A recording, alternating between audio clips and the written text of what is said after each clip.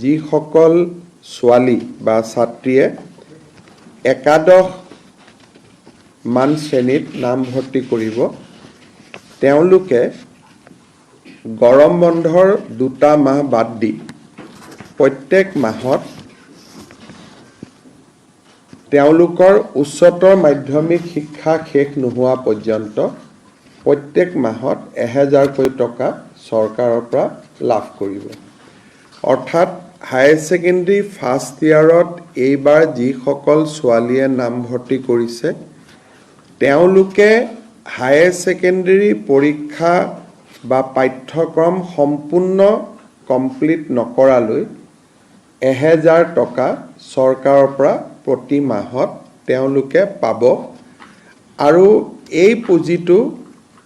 প্ৰত্যেক মাহৰ 11 তাৰিখে তেওঁলোকৰ বেংক একাউণ্টত চৰকাৰে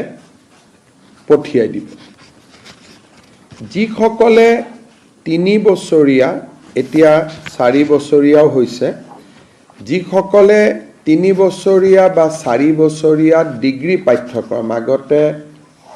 গ্ৰেজুৱেশ্যনটো 3 ইয়াৰ গ্ৰেজুৱেশ্যন আছিল আজিকালি গ্ৰেজুৱেশ্যনটো 4 ইয়াৰো বিভিন্ন ইউনিভাৰ্চিটিয়ে কৰিছে যিসকলে 4 বছৰ বা 3 বছৰ গ্ৰেজুৱেশ্যন পাঠ্যক্ৰমত পঢ়িব হায়াৰ ছেকেণ্ডাৰী পাছ কৰি প্ৰত্যেকগৰাকী ছোৱালীয়ে প্ৰথম বৰ্ষত নাম গ্ৰহণ কৰাৰ লগে লগে প্ৰত্যেক মাহত 12,1250 টকা চৰকাৰৰ পৰা লাভ কৰিব আৰু যিসকলে ডিগ্ৰী পাছ কৰি এইবাৰ পোষ্ট গ্ৰেজুৱেটত নাম লগাব পোষ্ট গ্ৰেজুৱেট বুলি কওঁতে আমি বিএডক ইয়াত ধৰি লৈছোঁ পোষ্ট গ্ৰেজুৱেট কাম বিএডত নামভৰ্তি কৰিব তেওঁলোকে প্ৰত্যেক মাহত চৰকাৰৰ পৰা 2500 টকা কৰি লাভ কৰিব 2500 টকা অৰ্থাৎ হায়াৰ ছেকেণ্ডাৰী পঢ়িলে 1000 টকা প্ৰত্যেক মাহত ডিগ্ৰী পঢ়িলে 1250 টকা প্ৰত্যেক মাহত আৰু গ্ৰেজুৱেশ্যন পঢ়িলে গ্ৰেজুৱেশ্যন পাছ কৰি স্নাতকোত্তৰ পোষ্ট গ্ৰেজুৱেশ্যন পঢ়িলে মাহত 2500 টকা লাভ কৰিব ইয়াত কেইটামান চৰ্ত আছে প্ৰথম চৰ্তটো হ'ল যে যিখিনি ছোৱালীক আমি হায়াৰ ছেকেণ্ডাৰী পৰীক্ষাত ভাল ৰিজাল্ট কৰাৰ কাৰণে আমি স্কুটি দিওঁ তেওঁলোকক আমি নিযুত মইনা আঁচনিত অন্তৰ্ভুক্ত কৰা নাই কাৰণ স্কুটি এখনৰ দাম প্ৰায় 70,000 টকা হয়গৈ আৰু নিযুত মইনা আঁচনিত তেওঁলোকে আমাৰ বাকি ছোৱালীখিনিয়ে যদি 12,000 আমি 12 যদি 12,500 কৰি 3 বছৰতো দিওঁ 36,000 হয় কিন্তু ছোৱালীয়ে যদি কয় যে নহয় মোক স্কুটি নালাগে মই নিযুত মইনাহে ল'ম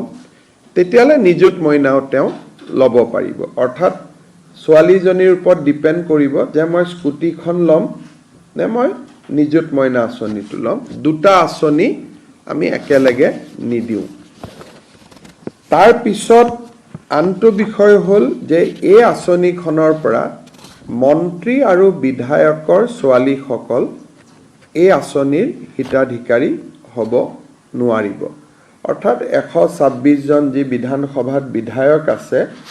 তেওঁলোকৰ ল'ৰাটো নহয় ছোৱালী যদি বা সাংসদ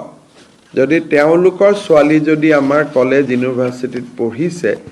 তেতিয়াহ'লে তেওঁলোকো এই আঁচনিৰ হিতাধিকাৰী হিচাপে স্বীকৃতি নহ'ব আৰু যোনে প্ৰাইভেট স্কুলত কলেজত ফিজ দি পঢ়ে মই প্ৰাইভেট কলেজত নাম লগাইছোঁ মই মাহত 10,000 টকা কলেজখনক ফিজে দিওঁ ৰয়েল গ্লোবেলত পঢ়িছোঁ কাজিৰঙা ইউনিভাৰ্চিটিত পঢ়িছোঁ প্ৰাইভেট ইউনিভাৰ্চিটি আৰু প্ৰাইভেট কলেজখিনিৰ ছাত্ৰ ছাত্ৰীয়ে বা ছাত্ৰীয়ে এই আঁচনিখনৰ হিতাধিকাৰী বুলি বিবেচিত নহ'ব কিন্তু ভেঞ্চাৰ কলেজত যদি কোনোবাই পঢ়ে বা ভেঞ্চাৰ হায়াৰ ছেকেণ্ডাৰী স্কুলত পঢ়ে ভেঞ্চাৰ জুনিয়ৰ কলেজত পঢ়ে তেওঁলোক এই আঁচনিখনৰ হিতাধিকাৰী হ'ব। এই আঁচনিখনৰ হিতাধিকাৰী হ'বৰ বাবে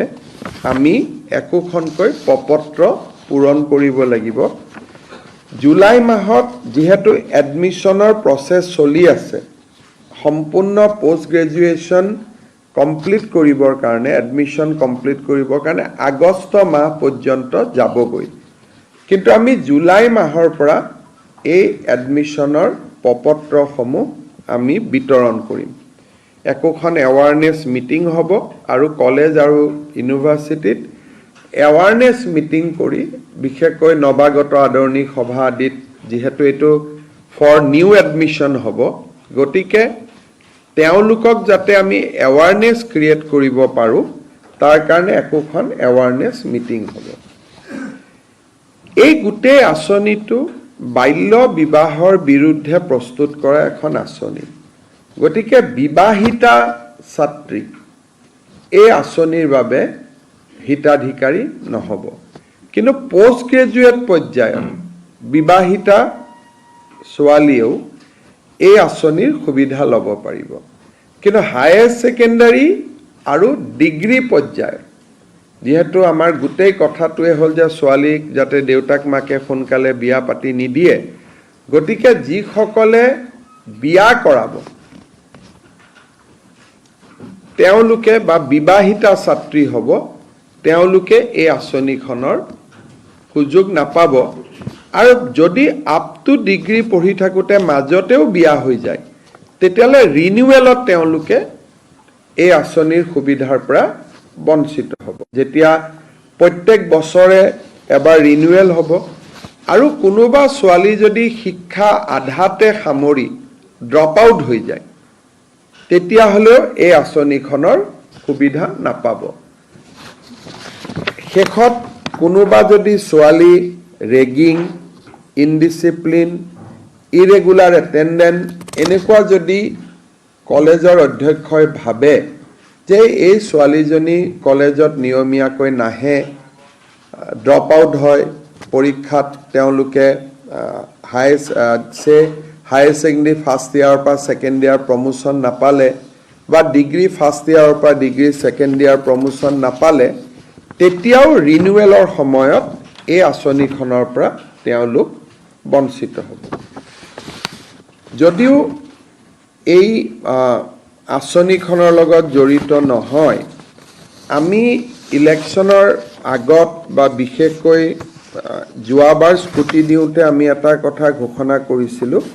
যে অহাবাৰৰ পৰা 75% পোৱা ছোৱালীহে স্কুটি পাব। কিন্তু এডুকেশ্যন ডিপাৰ্টমেণ্টে অধিসূচনাখন নোলোৱাৰ কাৰণে এইবাৰ আমি 60% পোৱা ছোৱালীকো আমি স্কুটি দিম। অহাবাৰৰ পৰা নিদিওঁ, তেতিয়ালৈকে আমি এডভাৰটাইজ আদি বা অধিসূচনা আমি প্ৰকাশ কৰিম। কিন্তু MCC model code of conduct থকাৰ কাৰণে এডুকেশ্যন ডিপাৰ্টমেণ্টে অধিসূচনাখন দিব নোৱাৰিলে। সেইকাৰণে বহুতে হয়তো ক'ব পাৰে যে আমাৰ লগততো গভৰ্ণমেণ্ট অৰ্ডাৰ নাই, গতিকে মন বেয়া হ'ব পাৰে। সেইকাৰণে এইবাৰ আমি আপ টু 75% নকৰি 60% ছোৱালীকো আমি স্কুটি দিম। প্ৰায় 50,000 ছোৱালীয়ে এইবাৰ স্কুটি পাব। গতিকে নিযুত মইনা আঁচনিখনৰ প্ৰথম ধনটো আমি 11 অক্টোবৰত বেংক একাউণ্টত ট্ৰান্সফাৰ কৰিম। ইয়াৰ মাজত প্ৰপত্ৰ আদি পূৰণ হ'ব। এইবাৰ যিসকল ছোৱালীয়ে প্ৰপত্ৰ পূৰণ কৰি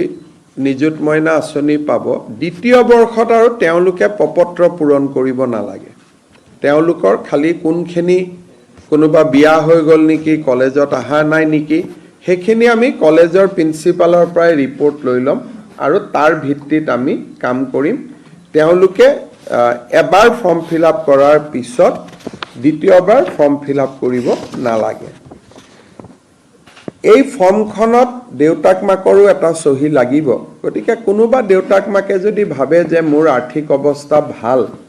আৰু ছোৱালীজনীক এই আঁচনিটো লৈ পেলাই মই চৰকাৰখনক আৰ্থিক বোজা দিব খোজা নাই, কোনোবা ছোৱালী যদি নিজে আঁতৰি আহিব খোজে বা দেউতাক মাকে যদি আঁতৰাই দিব খোজে, তেতিয়া তেওঁলোকে স্ব ইচ্ছাই পাৰিব আদাৰৱাইজ ইয়াত কোনো ইনকাম স্লেব নাই BPL APL বুলি কথা নাই কলেজ বা মহাবিদ্যালয় বা বিশ্ববিদ্যালয়ত যোনেই পঢ়ে তেওঁলোকে এই আঁচনিখনৰ সুফল পাব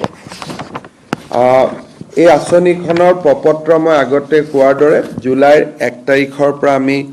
কলেজবিলাকত বিতৰণ আৰম্ভ কৰিম বিশ্ববিদ্যালয়ত বিতৰণ ছেপ্টেম্বৰত হ'ব কাৰণ তেওঁলোকৰ এডমিশ্যন আগষ্টলৈকে চলি থাকিব আৰু প্ৰথম ইনষ্টলমেণ্টটো আমি 11 অক্টোবৰত দিম আৰু তাৰ পৰা তেওঁলোকে নিয়মীয়াকৈ পাই থাকিব জুন আৰু জুলাই মাহত তেওঁলোকে এই আঁচনিটো নাপাব কাৰণ জুন আৰু জুলাইত ম্যাক্সিমাম এডুকেশ্যনেল ইনষ্টিটিউট বন্ধ থাকে আৰু আমি আঁচনিখন 10 মাহৰ বাবে আমি দিম এটা বছৰত সেই কাৰণে প্ৰত্যেক বছৰত জুন আৰু জুলাই মাহত এইটো ডিবিটি নহয় আন মাহ কেইটাত এই আঁচনিটোৰ ডিবিটি হৈ থাকিব এই আঁচনিখনৰ কাৰণে এই বছৰ চৰকাৰে 300 কোটি টকা খৰচ কৰিব